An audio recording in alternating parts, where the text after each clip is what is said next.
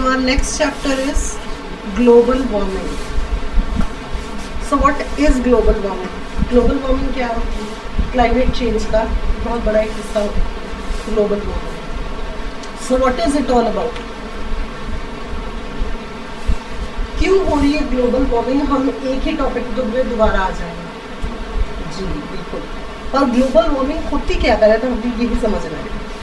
It is the increase in average temperature of earth near surface and ocean. जितना भी land area है near earth surface and ocean, उसका जो temperature है जो राइज हो रहा है. ठीक है, पहले हमने ये चीज देखनी है कि क्यों हो रहा है, रीजंस क्या बन रहे हैं. ठीक है, most of the observe temperature increase is caused by increase concentration of green house gases. जो ग्रीन हाउस इफेक्ट है, carbon and green house effect, उससे जो गैसेस ऊपर उठ रही हैं एटमॉस्फेयर में, वो ग्लोबल वार्मिंग को इंक्रीज कर रही है. कौन कौन सी वो गैसेस हैं? सबसे पहले water vapour 36 to 70%, carbon dioxide 9 to 26, methane 4 to 9 and ozone 3 to 7. जितनी ज़्यादा जो ये डेंसिटी के साथ इंक्रीज हो रही है गैसेस, ग्रीन हाउस इफेक्ट बढ़ रहा है, उतनी ज़्यादा हमारी धरती वार्म हो रही है. ग्लोबल वार्मिंग, हमारा ग्लोब, हमारी पूरी धरती उतनी ज़्यादा गर्म होगी. टेम्परेचर्स राइज हो रहे हैं, और जितना टेम्परेचर्स राइज होंगे उतनी ही ज़्यादा हर फूड चेन उतनी ही ज़्यादा इफेक्ट होगी. ठीक है, see you can see this greenhouse effect.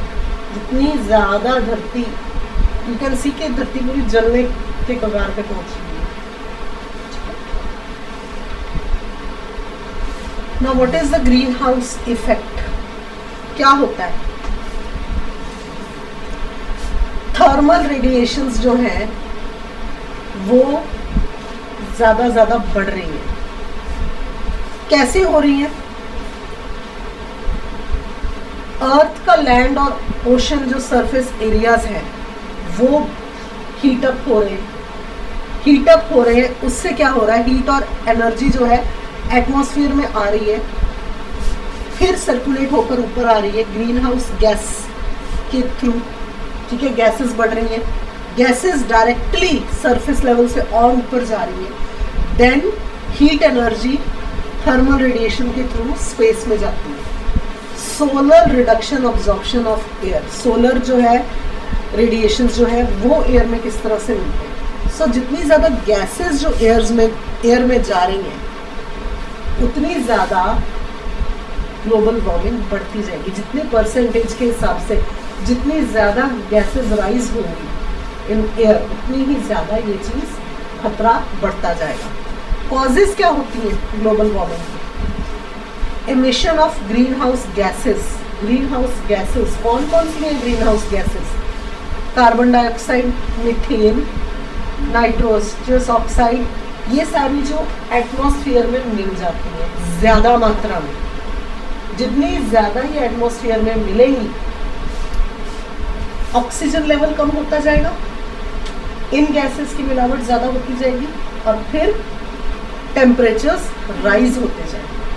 ठीक है, मेजर सोर्स क्या है? कार्बन डाइऑक्साइड, जो कि 80% के हिसाब से, 20% मीथेन एंड नाइट्रोस ऑक्साइड, ये 20% है, और 80% कार्बन डाइऑक्साइड है. सो जितनी ज़्यादा गैसेस, हार्मफुल गैसेस जो एयर में मिलेंगी, एटमॉस्फेरिक प्रेशर में मिलेंगी, ऑक्सीजन की मात्रा कम होती जाएगी, कार्बन डाइऑक्साइड, नाइट्रस ऑक्साइड और मीथेन की गैसेस की मात्रा बढ़ती जाएगी. So that will be the greenhouse effect that will convert the atmospheric pressure into heat. ठीक है, समझ आई? इतनी बात पता लगी? Now see carbon dioxide. Major source of carbon dioxide is power plants. ठीक है, burning of fossil fuels. Fossil fuels को बर्न करना for the purpose of electricity generation. ठीक है. About 20% of carbon dioxide emitted in atmosphere comes from burning of gasoline in engines of vehicles.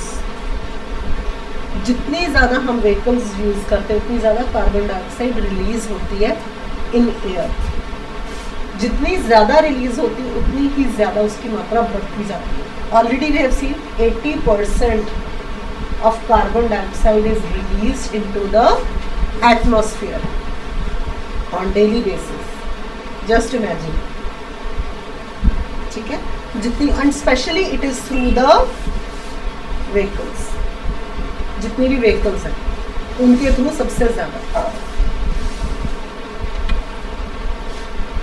Methane is more than 20 times as effluent as carbon dioxide and trapping heat in the atmosphere. Methane gas 20 times ज़्यादा carbon dioxide से harmful हो जाती है जब वो heat को atmosphere में entrap भी कर लेती है. Methane is obtained from resources such as rice paddies. Methane कहाँ से बनती है? Rice paddies. राइस पैडीज का मतलब बच्चे ऊंचा बोलो, प्लीज बोलो. खेती. गुड. ठीक है. Bovine flatus, bacteria in bogs and fossil fuel manufacture. जो फॉसिल फ्यूल्स क्या है? जो डीकम्पोज्ड सब कुछ है उससे फॉसिल की फ्यूल्स की मैन्युफैक्चरिंग होती है, उससे ये गैस निकलती है. ऑयल, पेट्रोलियम्स, फॉसिल फ्यूल की जो मैन्युफैक्चरिंग होती है उससे ये गैसेस रिलीज होती है into the atmospheric belt, atmospheric pressure. और ये कार्बन डाइऑक्साइड से भी ज़्यादा जहरीली बन जाती है और ये एटमॉस्फेयर में ट्रैप्स बना लेती है. ठीक है. हीट जो होती है एटमॉस्फेयर में उसको ट्रैप कर लेती है अपने अंदर. जब अपने अंदर ट्रैप करती है, जब खींच लेती है तो रिलीज भी तो करेगी ना, उतनी ही ज़्यादा रिलीज करेगी. Now next gases, nitrous oxide. The main source of nitrous oxide includes nylon and nitric acid production. ठीक है. नाइलन पता है ना? नाइलन के जो आप देखते हैं नाइलन. ठीक है.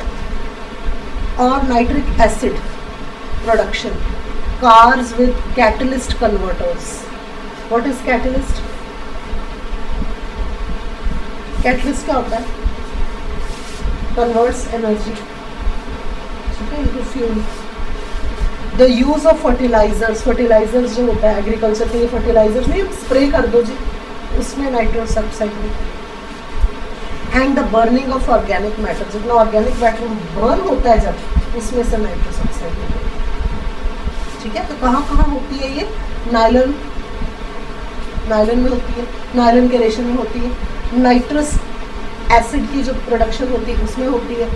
कार्स जो बैटरी कन्वर्ट कर देती हैं, कैटलिस्ट कन्वर्टर हो जाती है. ठीक है. कन्वर्टर्स जो होते हैं कार्स में लगे होते हैं जो कि कन्वर्ट्स एनर्जी इनटू फ्यूल. ठीक है.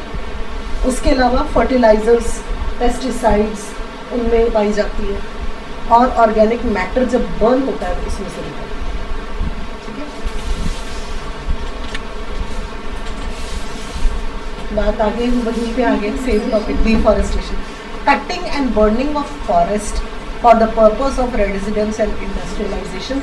दिस ऑल्सो, जितना ज़्यादा हम डिफॉरेस्टेशन करेंगे ग्रीन हाउस इफेक्ट उतना ही बढ़ेगा. जितने ज़्यादा पेड़ लगाएंगे उतनी क्लीन हो जाएगी एयर.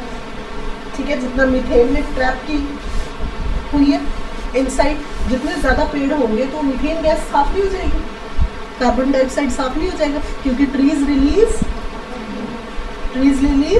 ऑक्सीजन. ठीक है. उतनी ज़्यादा डिफॉरेस्टेशन के कारण बन जाता है ग्रीन हाउस इफेक्ट को बढ़ाने का.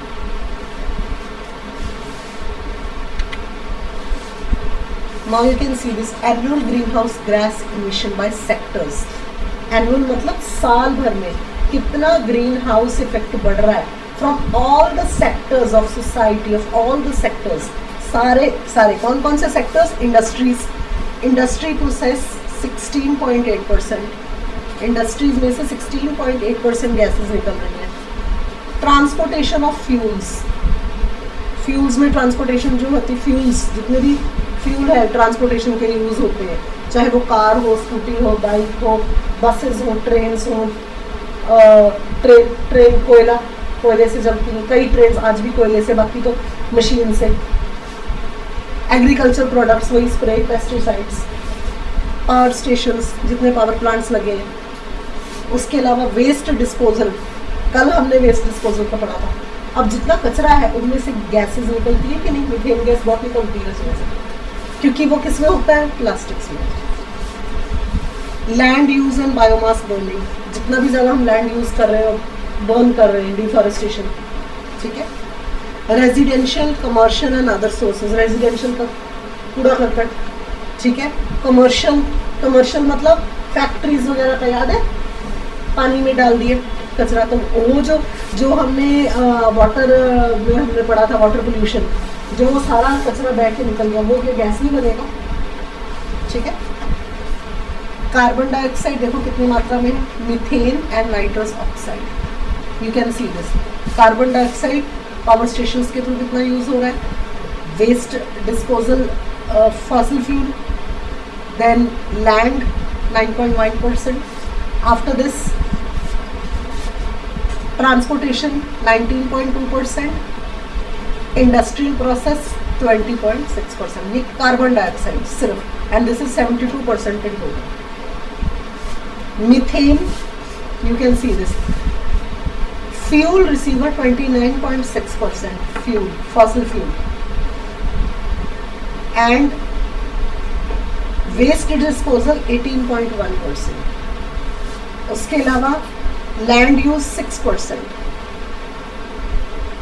residential only 4.8%, agricultural products 40%, जहाँ से मीथेन गैस रिलीज हो रही है। Nitrous oxide 62% agricultural product,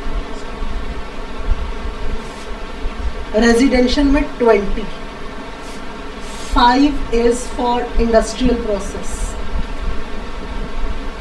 waste disposal only 2.3%, residential 1.5%, and power stations only 1%, but सबसे ज़्यादा it is used in agriculture. Just see, methane and nitrous oxide. Methane is used by 40% in agricultural products, pesticides, spray, ठीक है, and 62% of nitrous oxide is used. 40% of methane and 62% of, just see कि कितनी ज़्यादा मात्रा में, और कितना green house effect इनसे बढ़ा है, समझ आया। ग्लोबल वार्मिंग के कॉन्सिक्वेंसेस क्या होंगे? नेचुरली वो पहले पिक्चर में देखा नहीं था, earth is burning, it will increase the temperature of the earth. उसके अलावा इकोलॉजिकल बैलेंस डिस्टर्ब होगा, सी लेवल, नेचुरली सी लेवल पर भी ज़्यादा इवेपोरेशन हो जाएगी, पानी की मात्रा कम हो जाएगी, aquatic life will be affected. उसके अलावा क्लाइमेट इफेक्ट्स कितने ज़्यादा, flood, famine, heat waves, tornadoes, ये सब कुछ ग्लोबल वार्मिंग की वजह से ही होता है। ग्लेशियर मेल्टिंग, बर्फ पिघलेगी, जितना ज़्यादा ग्लोबल वार्मिंग होगी glaciers will be melting away. You can see this, Iceland, it was covered with snow, now it is melting at a very high rate, बहुत ज़्यादा रेट से मेल्ट हो रहा है। Glacier melting, less summer stream flows. उसके अलावा new diseases, नई तरह की डिजीजेज निकल आएंगे, पता नहीं कोरोना भी शायद इसी वजह से निकला होगा, ठीक है। उसके अलावा मॉस्किटोज, ह्यूमिडिटी की वजह से क्या चीज़ बढ़ेगी, मॉस्किटोज बढ़ेंगे, मलेरिया से फिर टाइफाइड, अलग अलग बीमारियों, नई बीमारियां तो आई, जो पुरानी थी वो भी ज़्यादा बढ़ रही है, ठीक है। मेरीन लाइफ में नेचुरली जो बर्फ़ में जीव थे वो तो ख़त्म हो रहे हैं धीरे धीरे, तो बहुत सारी मरीन, अब जो पानी सूखता जाएगा, गंद हम डाल रहे हो तो पहले ही फिश मर रही है, पानी सूखता जाएगा तो उससे भी फिश पे असर होगा, उससे भी कई तरह के जीव जंतु जो पानी में थे वो डिस्ट्रॉय होते जाएंगे।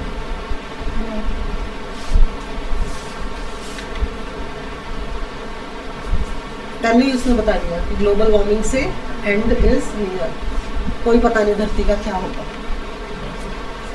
ग्लोबल वार्मिंग के लिए रिस्पॉन्सेस क्या क्या है? मिटिगेशन,